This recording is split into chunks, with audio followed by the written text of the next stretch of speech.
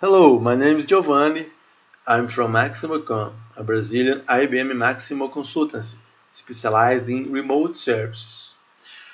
Today we will talk about workflows. I will create a simple and functional workflow. And starting from this, you can create your first workflow and then more complex ones. So the idea here is that you build your own workflows, right? So I'm in the Workflow Designer application. I will first click in the New button here to create a new workflow. I decided to create a workflow for the incident application. So the object here has to be incident. Okay. So the description of the workflow will be: this is a workflow for the incident application, right? We need a process name. I will put ins WF. Okay, I can click it and save it.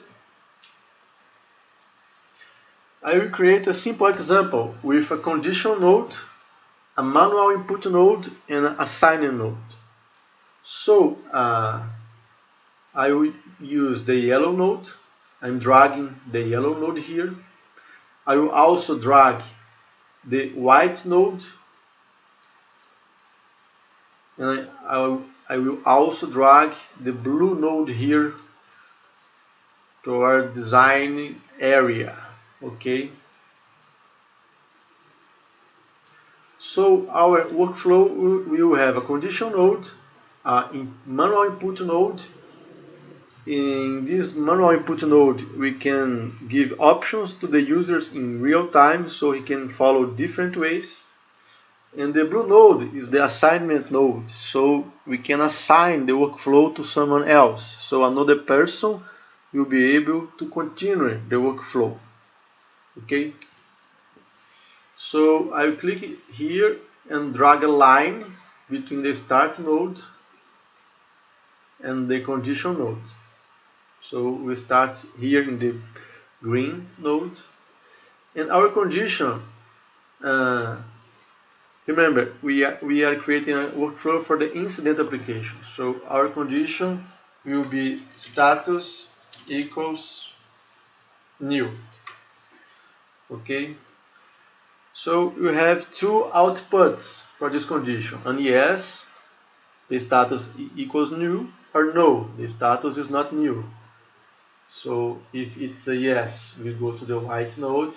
If it's a no, I will put a red line and stopping the workflow. Okay. So in the white node, we call this manual input node. I want to give two options to the users.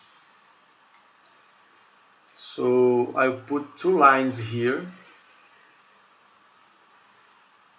And the options, I will double click in the white node to configure the options I want to give to the users. So first option, I want to assign the workflow to, for example, a director.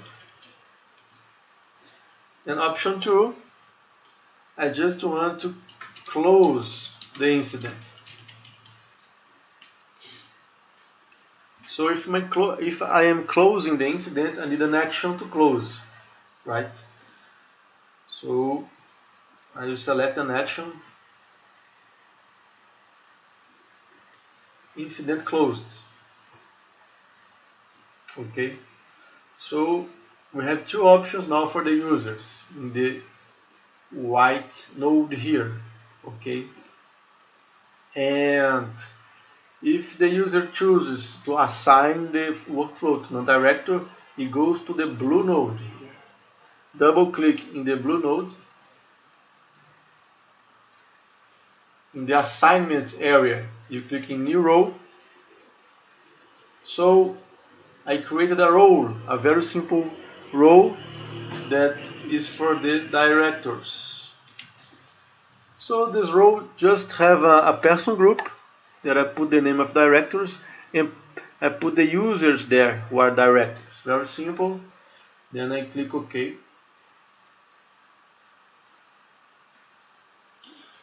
And finally I put a final line here to stop the workflow.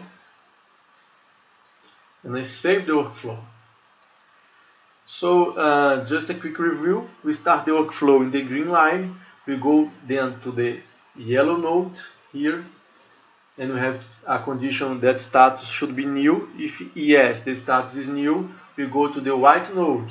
And here, the user can choose between going to the blue node or going to the stop node.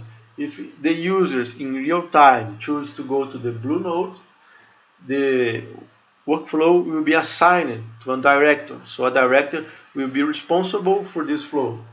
And if he chooses to close the workflow, then the incident will just be closed, okay, if the user chooses to close the incident here. Okay.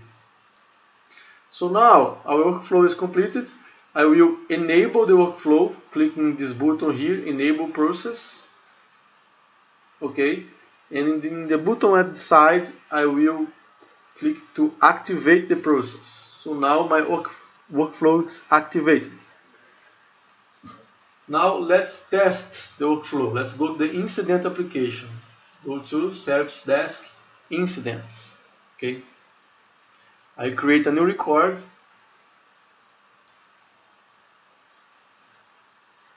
Let's say the status of this incident is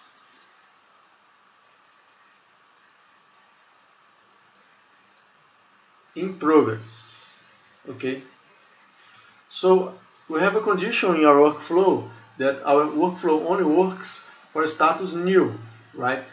So if the status is in progress, that is the case now. If I click in the workflow button, nothing happens because it doesn't match our condition, okay? Now let's have an incident with new status. So I create a new incident, save. The status is new, okay? So let's click in the workflow button here. Let's click to root the workflow. Now, as we created, we have two options. Assign the workflow to a director, is that blue node, if you remember, and close the incident. Let's first choose to close the incident. Then you pick here, click OK, and the incident will be automatically closed, as you can see here. See, closed. Now let's test the another option. Let's create a new incident. Save it. The status is new, so our workflow will continue. It's our condition here, remember? I click in the workflow button. Now I want to assign the workflow to a director, so I click here and then OK. The user I'm logged in is not a director, so if I click in the workflow button, nothing happens because I'm not responsible for this anymore. Okay, no workflow actions available. Only directors can continue this workflow. So I'm signing out, and now I will log in as a director. I have a user here for the director, director 2. So if now I'm logged in as a director and automatically turns up in my Start Center the assignment. See, in my inbox. I just need to click here in the task and I open the register that I sent to the director. So I'm logged in as a director, and if I click in the workflow button here, I'll be able to continue the workflow. As you can see, now I can continue the workflow and stop the workflow or not. It's up to the directors now. So basically, I wanted to create a simple example of the workflow, and I hope it helps so you can create your own workflows.